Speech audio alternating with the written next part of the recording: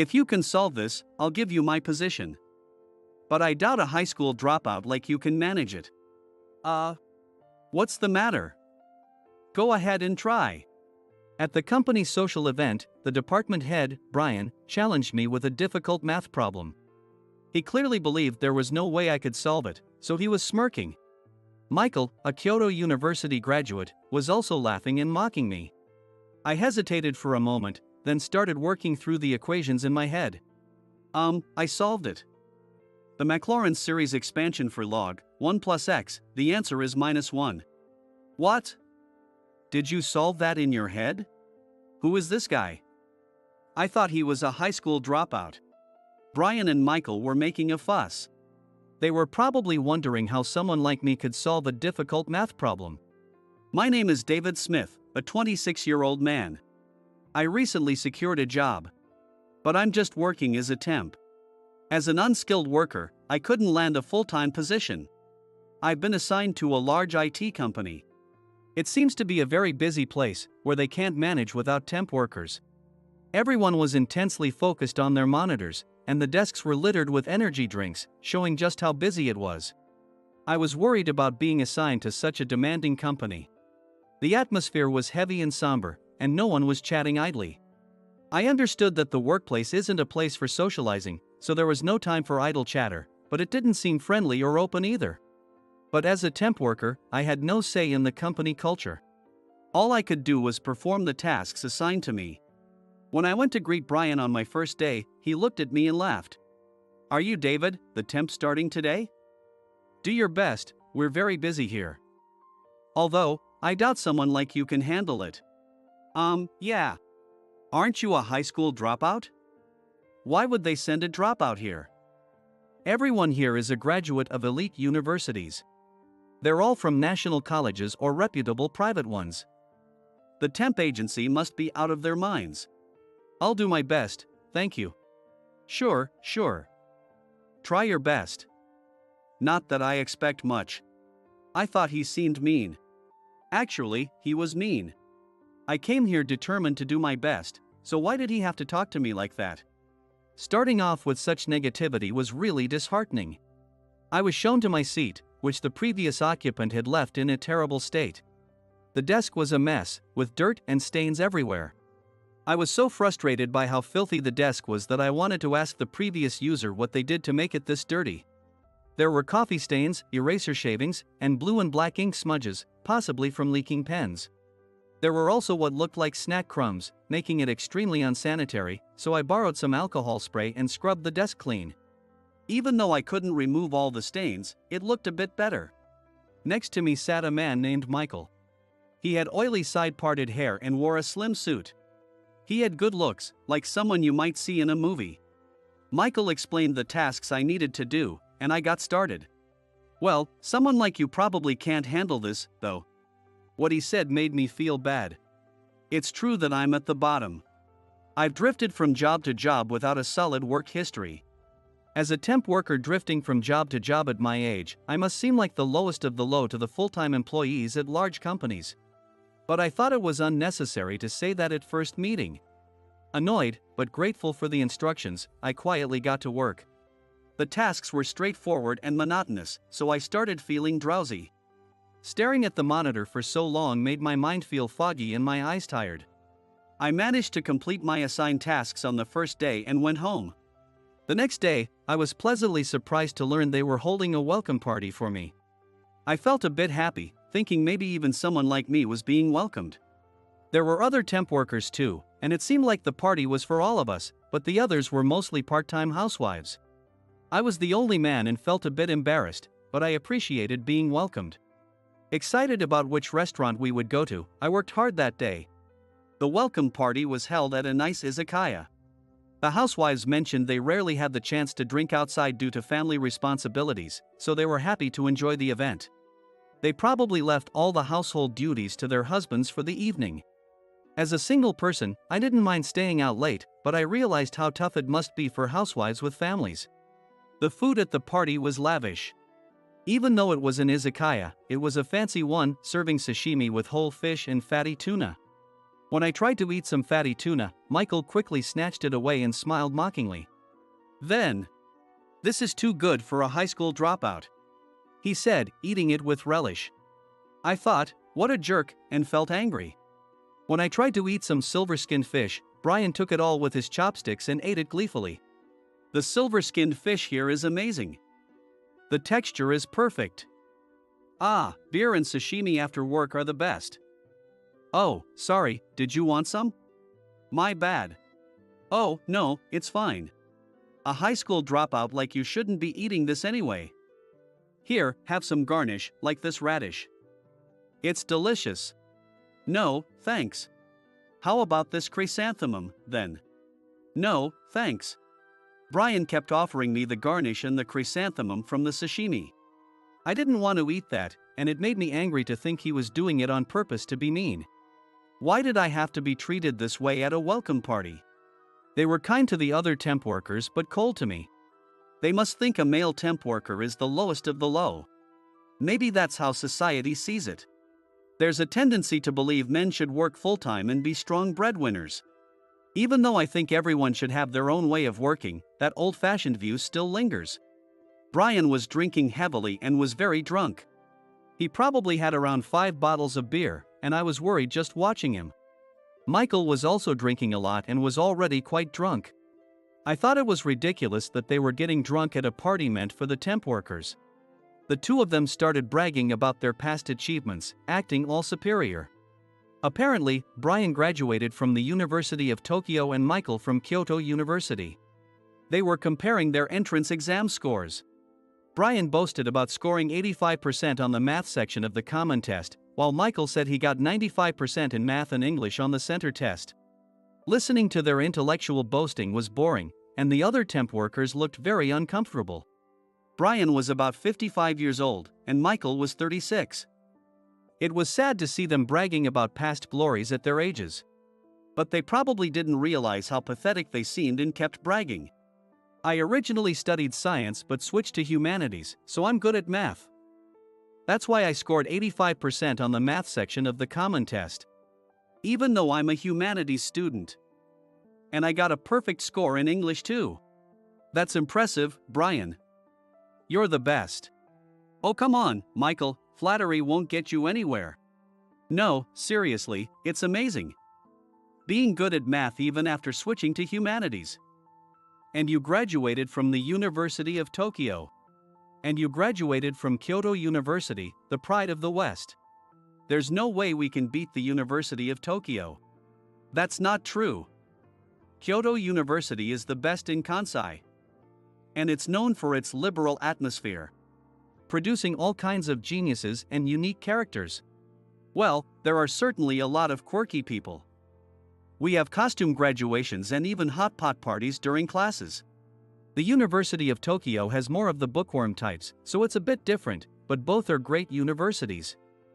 And Sarah, you graduated from a good university too, right? Ha! Suddenly addressed, Sarah, a woman holding a Kalpas sour, placed it on the table. She looked puzzled. Sarah, didn't you graduate from the School of Engineering Science at Osaka University? Were there few girls? Yes, that's right. Engineering is usually full of men. Yes, there are many men. Sarah graduated from Osaka University with a degree in science. That means there are 3 graduates from former imperial universities here. As expected from a top-tier company, the employees' educational backgrounds are impressive. The University of Tokyo is Japan's top university. Kyoto University is the leading national university in Kansai. And Osaka University is a former imperial university known for its strong science programs. I'm sure if I look around, I'll find more graduates from other former imperial universities or prestigious private universities. Among the temp staff, there might be someone who is now primarily a housewife but actually graduated from Keio University or Waseda University. I had heard rumors that we had to be smart to be sent to this company, so I assumed that was the case. Then Brian looked at me and started saying something mean with a grin. Hey David, are you good at math? I think I'm okay. He says he's okay. A high school dropout who says he's good at math. Being good at math means graduating from an engineering department. A high school dropout's idea of being good at math is probably solving quadratic equations. Yes, as a high school dropout, his level is probably just quadratic equations and linear functions. Michael laughed obnoxiously. I didn't understand what was so funny. I was just answering seriously, not joking around. I was really good at math in school, so that's what I said. Then Brian took out paper and a pen from his bag and started writing something. It turned out to be a math problem. Can you solve this? It's a tough one. If you solve it, I'll give you my position, you high school dropout. There's no way he can solve that. Brian, that's too mean. Come on, Michael. He'll never solve it anyway. I quickly responded. No, this is not difficult. What? Are you kidding? This is a really tough problem. No, I'll solve it right now, just give me a few seconds. Is this guy serious? You're nuts, you can't solve it in your head. What are you talking about? I solved it. The Maclaurin series expansion for log 1 plus x, the answer is -1. What? Did you solve that in your head? Who is this guy? I thought he was a high school dropout. He really solved it in his head. And the answer is correct? What the hell? This doesn't make any sense. Brian and Michael looked at me in shock. I felt a bit proud and almost started humming. Wow! David, you really are good at math. Solving such a tough problem in seconds, you're a genius. Who are you really? Tell us. The beautiful Sarah approached me, eager to know my true identity. I decided to reveal it. Well, I'm actually the engineer who founded Megacorp in the US. What? Megacorp, the famous SNS company? Yes, that's right. Megacorp, the company behind Instant and Faceline. What? Are you saying this guy is the founder of that famous Megacorp? I don't believe it. Whether you believe it or not is up to you, but I really am the founder of Megacorporation. Though, I left the company for various reasons. So, did you graduate from a famous university and hide it to work here as a temp? No, I dropped out of high school, the American equivalent. I stopped attending middle school and couldn't go back. So you lived in the US? Yes, I was born and raised in the US. No way. He's a returnee student. Yes, I was a returnee student. Although I was born and raised in America and I didn't really feel like Japan was my home country, technically, I was a returnee. My parents ran a business in the US, so I was born in New York. I had friends until elementary school, but when I entered high school, I was bullied by the jocks. Jocks are the popular, outgoing types at the top of the social hierarchy. Mostly, they were on the rugby team and were big and strong. Being small and skinny, I became a target for the jocks, who would hide my things and verbally abuse me in the locker room. After such experiences, I started hating school. There was nothing enjoyable about going to school, so I began skipping classes. My parents were worried but didn't force me to go to school, they just watched over me. By 8th grade, I had completely stopped attending school and stayed home. My main companion at that time was the computer my parents bought me out of concern. I learned programming by trial and error and made my own games. I also thought it would be fun to create a website where people could vote on who was the most handsome or beautiful. The jocks who bullied me weren't particularly good looking. I thought it would be interesting to see their reactions if they ranked lowest, so I created and published the site. At first, I thought it would be nice if even a few people were interested, but the site became unexpectedly popular. And soon everyone at my school was using it. That site became Faceline, a SNS. Initially, it was just for comparing faces at my school, but other schools also wanted to join, so I made it public. Gradually, Faceline gained popularity, and many people started using it. Now, it's used worldwide, but it started as something I made for fun. I also created Instant, a photo-sharing SNS. I liked photography, influenced by my father, who often used a camera. During a visit to Japan, I saw women joyfully taking photos of food with their phones. At first, I wondered why they were photographing food, but I realized Japanese food is cute. The presentation and decoration are elaborate, unlike the large servings of desserts in America. I thought a photo sharing SNS might become popular in Japan, so I created Instant. As expected, it became popular in Japan. Initially, American celebrities used it to share snippets of their lives, inspiring Japanese women to post their own glamorous lifestyles. They shared pictures of their parties, beach outings, and stays at luxury hotels. There were plenty of delicious-looking food and drinks in these photos. It seemed everyone loved photographing food. This became popular when I was 16. By then, I had already dropped out of school, which is the equivalent of a high school dropout in Japan. At 16, I had my own company and could live comfortably. In America, high school dropouts often have to live in poverty. But I was lucky enough to have a knack for business, so I avoided that fate. My parents were initially worried, but seeing my business succeed reassured them. As a result of my success in business, I received offers from Harvard and Stanford to join them as a professor. They wanted me to teach programming in the engineering department and business strategies in the economics department. But I wasn't comfortable speaking in front of people, and those jocks had gotten into those universities through recommendations. So I declined the offers. One day, when everything was going smoothly, my father suddenly passed away in an accident. He was hit by a drunk driver on his way home from work. My mother and I were devastated and had to discuss what to do next. Without my father, the business he ran was over. There were tasks only he could handle, so we decided to close the business.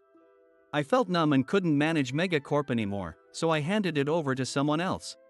Looking back, I think I didn't need to give up the company. Running a SNS company can be done from anywhere. My mother and I decided to return to Japan, but I could have continued the company even after returning to Japan. After all, I had been working from home even when I was in the US. When I returned to Japan at 18, I was met with harsh reality. In Japan, the new graduate card is powerful, and deviating from the path is not acceptable. Dropouts, job hoppers, those who took gap years or repeated years, all faced harsh judgment.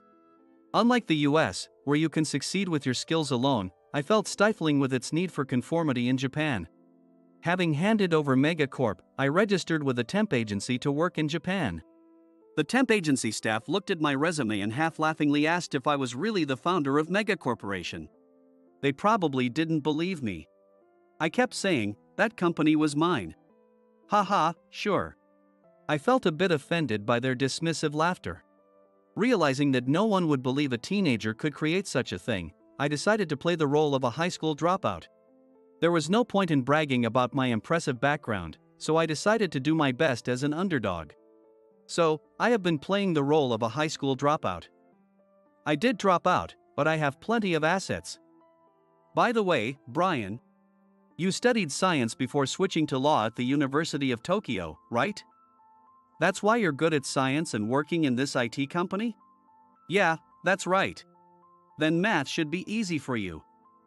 And Michael, you graduated from Kyoto University with a degree in science, so this should be simple for you too. Well. I borrowed Brian's paper and pen and quickly wrote a math problem. Brian and Michael were struggling with the problem, groaning. If it's greater than 3, there's no integer solution, so this won't work. No, it works if it's 2. Damn it, what's going on? How are we supposed to prove this? I thought, they can't even solve this simple problem, and watched them with a smirk. It might seem mean, but since Brian and Michael had been the ones to bully me first, I felt it was fair to enjoy their struggle. The other temp workers watched Brian and Michael rack their brains, smirking in amusement. They might have thought, these guys aren't so great after all. Then Sarah, the Osaka University graduate, muttered quietly. Wait, you can't solve this? Isn't that bad? Sarah. So, can you solve it, Sarah? Yes, let me see it. Assuming square root 3 is a rational number, then, and substituting these back into the original equation. Sarah solved the problem I had given her quickly and effortlessly. She seemed to be genuinely enjoying herself. I thought she must be a true science enthusiast. I had learned programming, engineering, statistics, science, mathematics, computer science, and business on my own, so I wasn't very confident. But I felt I was at least better than Brian and Michael. When Sarah finished solving the problem, she asked me how she did. Since her answer was correct, I told her, that's correct, and she looked very pleased. Yay! I'm so happy. That was fun, David. No, but still, it's amazing you could solve that so quickly, Sarah. You're incredible. Oh no, I'm not as good as you, David. I was a bit nervous, wondering if I was remembering how to prove it correctly. But you got the right answer, so be confident. Yes. Thank you. It felt like being a student again, and I had a lot of fun. No problems. I thank you. As Sarah and I chatted happily, Brian and Michael looked frustrated. Maybe they had been interested in Sarah. But Michael aside, Brian was already married. It was pretty creepy for a married man like him to have feelings for a woman in her 20s. The welcome party ended, but Brian and Michael had gloomy expressions. Maybe they were upset about not solving the problem, or perhaps they were saddened by Sarah's comment about their inability to solve it. Either way, they looked pitiful. I started to feel a bit sorry for Brian and Michael, but I knew showing pity wouldn't help, so I looked at them coldly. Later, Brian and Michael got reprimanded by the bosses for their harassment towards me. This company was strict about moral conduct, and such behavior was severely punished. Brian was demoted. Michael had subordinates, but he was eventually replaced by one of them and is now sidelined. I continued working as a temp for another year. Then, the company offered me a full-time position, and I accepted. By that time, Brian had been transferred to a remote location due to another issue, and Michael had quit because he couldn't stand being sidelined. This made the work environment much more comfortable for me. Sarah, meanwhile, was very capable, worked hard, and even got promoted. She also advocated for changes to improve the company atmosphere, like banning unpaid overtime and punishing harassment, making the workplace much brighter. Thanks to your efforts, Sarah, the company has really changed. Even though you're busy with work, you still do so much for everyone. Thank you. Not a problem, it's important for me to have a good environment. But isn't it tough? Doing all these things while working? Not at all. I really wanted to change things. You see, I was bullied too. What? I couldn't say it at the welcome party, but I was bullied until high school. People called me gloomy and weird, so I could hardly go to school. But I wanted to prove them wrong, so I focused on studying. And you got into a national university, Sarah. You're really smart. No, not really.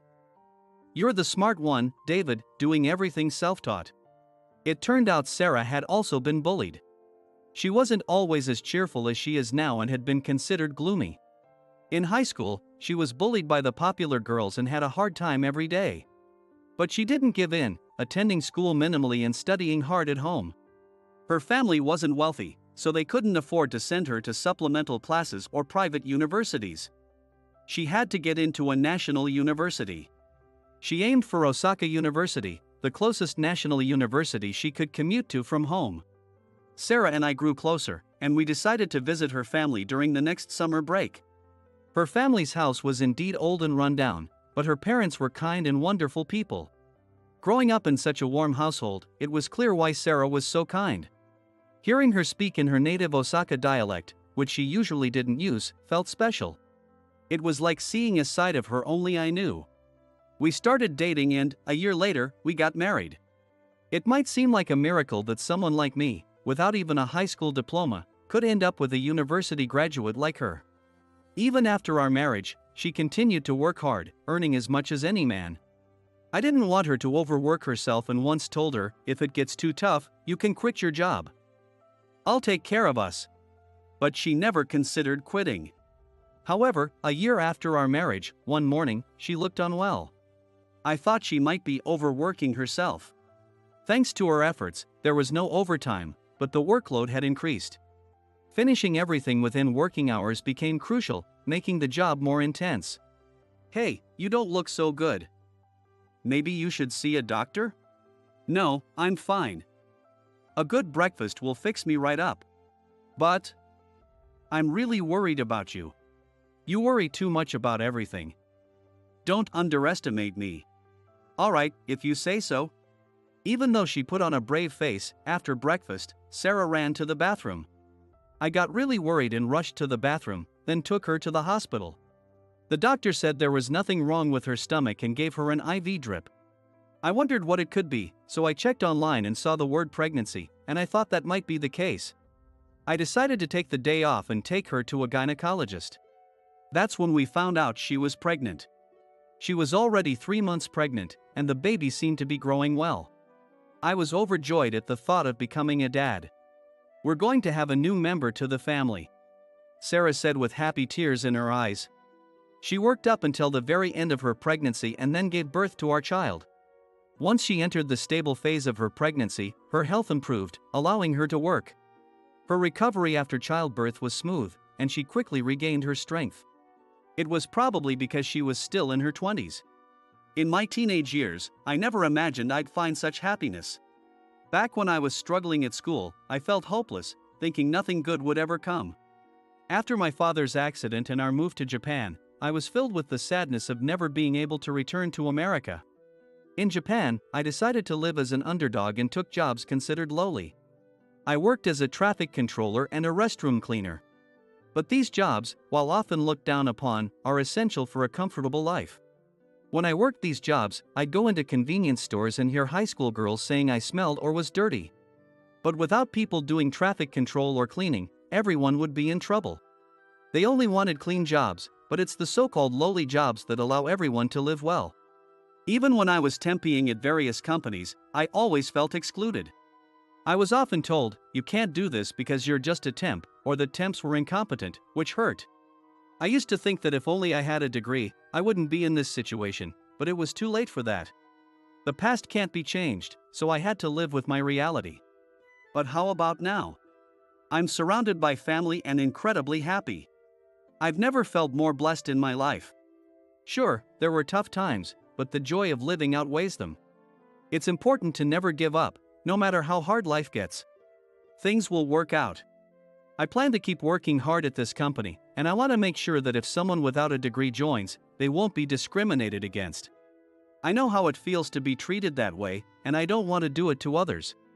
I'm looking forward to seeing who comes in for interviews, as I've been appointed an interviewer. I plan to focus on their true potential,